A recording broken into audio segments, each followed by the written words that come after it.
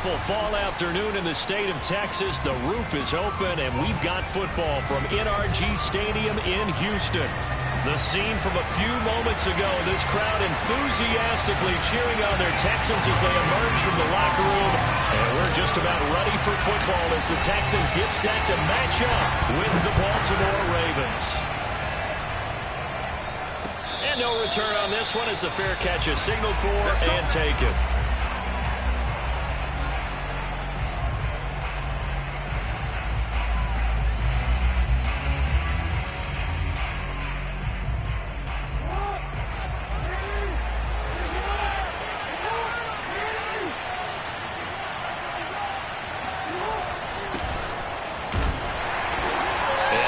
To speak of. Call it a 1-yard gain up to the 26.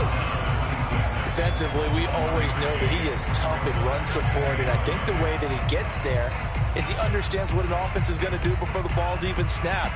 A great job of scouting prior to the game, then reading, reacting, and taking the right path to the ball carrier. The run only got a yard. Here's 2nd and 9. Now Jackson. That's complete. It's Rashad Bateman. And they're able to get this one across the 35. But one of the ways the quarterbacks keep all the receivers alive in a play, never lock in on any one guy. Make sure you keep your eyes moving, scan the field. And here he finds the open guy for a nice pickup. So here's a 1st and 10 at the 38.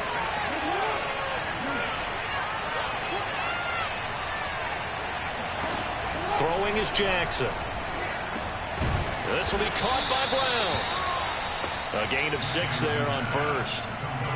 One thing we do know, he's going to get his catches. So as they move forward defensively, got to continue to focus on not giving up the big play when he does catch the ball in the secondary. 4 yards remain for 2nd down. Play action. Now Jackson sliding out of the pocket. And Jackson going to have the 1st down as he will get to the ground to avoid the contact. Partner, he was going through his progressions. Not there, not there. After about the 3rd one, he decided he better pull it down and run for it. And he slides down and avoids the hit for good measure.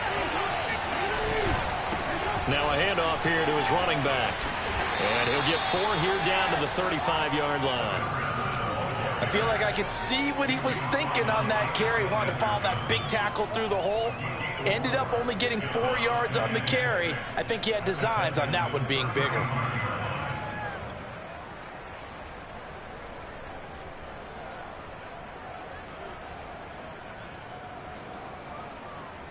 Following the pickup of 4, here's 2nd and 6.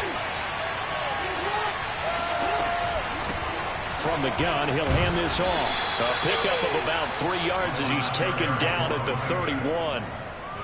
Just not a whole lot of room to operate there on that carry.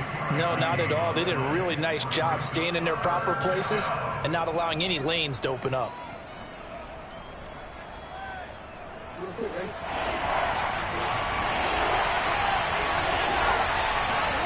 They go play action with Jackson.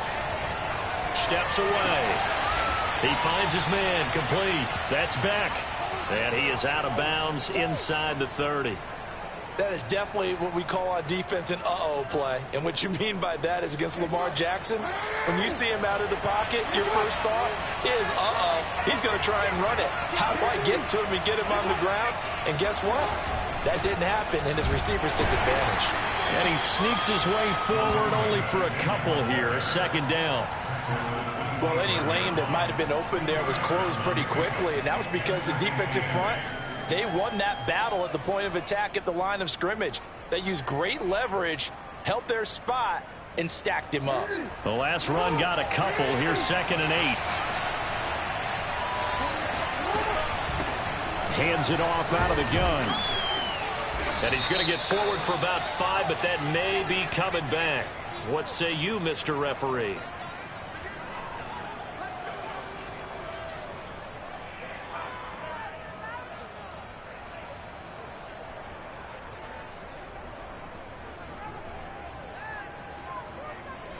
They'll come up now on a 2nd and long after the hold.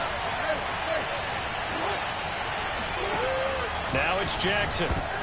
That's into a crowd and intercepted. Picked off by Cameron Curl. And the Texans are going to get possession here as they force the opening drive turnover. So far this season, this defense has had their issues against the pass. So that's a great sign for them to get the early pick. Yeah, confidence builder for them and an absolute shock for the quarterback because he went into it. He saw the numbers we saw. He watched them on tape. I think he came into this one thinking this is going to be a big day, and it very well could be. But early in this one, advantage defense. And he is met quickly in the backfield. Down he goes, folded like a lawn chair.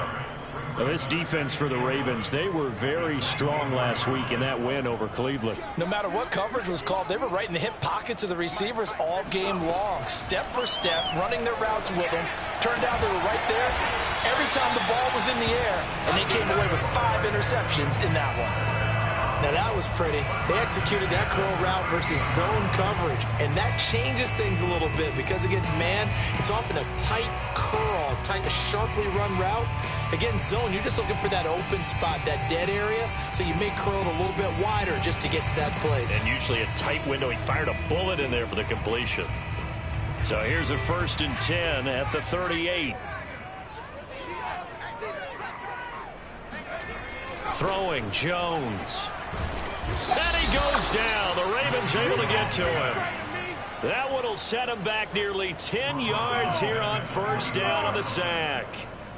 But defensively on the previous play, they gave up a pretty good chunk of yardage, but right there, they got a good portion of it right back. And if we just flip it around from the offensive perspective, took a nice step forward, and how about a couple of leaps backwards after that play?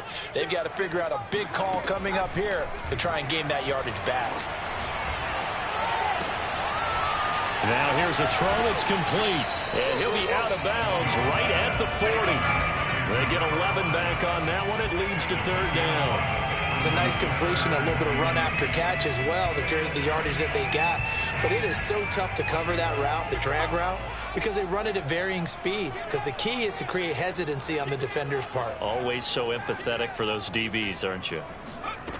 Now Jones. And he gets this one to midfield before he's brought down. Come on now. And that's well executed there on 3rd down. And I love the confidence that they had to let their tight end try and find some space in the middle of the field, right in their quarterback's line of vision. And QBs love to make that easy throw, and they hooked up there for a 1st down.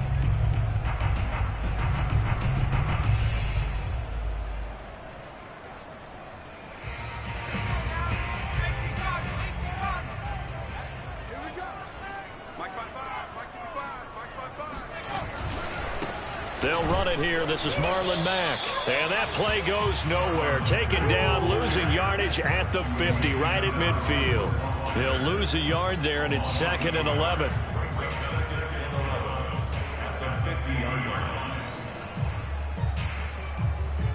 Clock running under a minute to go in a scoreless 1st quarter. Back to the ground, this time Montgomery. And he'll be brought down, it looks like right at the 40.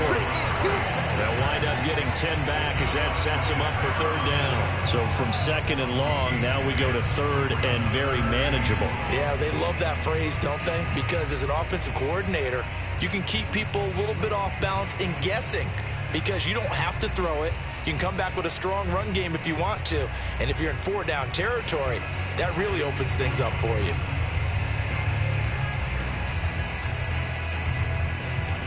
This will be play number 7 on the drive. 3rd and a yard.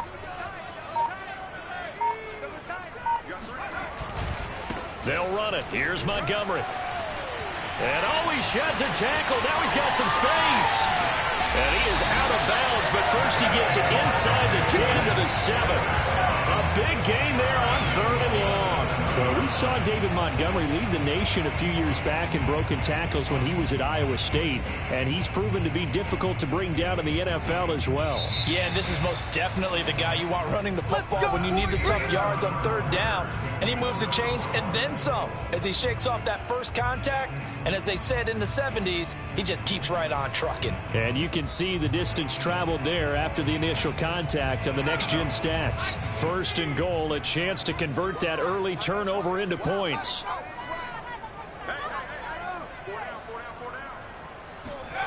Oh, how about this on 1st and goal? And the hole closes quickly here. He can fight only to about the 4. Defensively, they had that one pretty well figured out. Yeah, one of the things about this play, it can be even more effective when you run a lot of motion, and there's plenty of times you don't hand it off. 2nd and goal from inside the 5. Read option. Here's Montgomery. Give him right around 4 on the carry. We'll see if they want to keep pounding here on 3rd and goal. 2 straight shots on the ground. Now on 3rd, do you go to the air? I think the possibility exists, and if you're doing it, you're probably going play action since you ran it twice. But I often think that 2nd down is the time you go play action and throw the ball. I say commit to the run and think about it being 4-down territory. Mack is into the end zone.